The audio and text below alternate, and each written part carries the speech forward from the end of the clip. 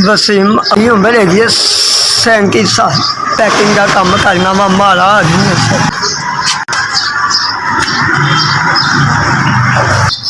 बड़ी मेहरबानी, दुश्मन राशन की टाइम मारे आ गए। SVS बड़ी मेहरबानी सर, दुश्मन राशन पहुँचाए।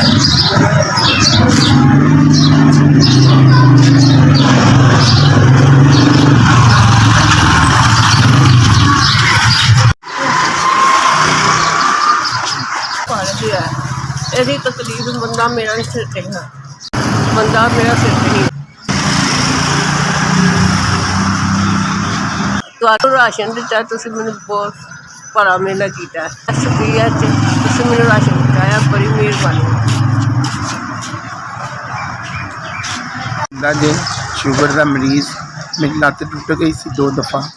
मैं बहुत गरीब है, पहले नाचर हो गया मैं बेसहारा। भैन भरावां ने आसरा मिलता, मैं मांग के खा ला नहीं सड़कों च गलियां से। मैं क्या ख्वाजा सरा गया, पहले नच गाना सजवानी च, हूँ नहीं मैं कुछ करता, हूँ बस मांग के गुजारा कर रही।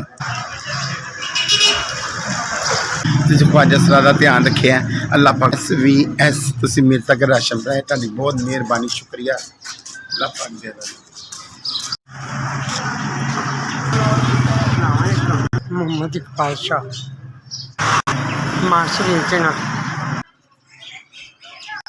SVS मैंने माड़े बंदे राशन पहुँचाया, शुक्रिया। अस्सलाम वालेकुम।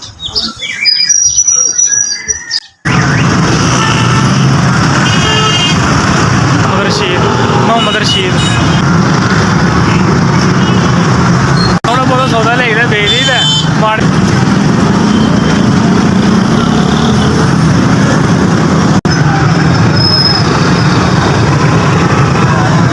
राशन भेजा, तुहाडी मेहरबानी। SVS मेहरबानी, तुहाडी मैनूं माड़ा बंदा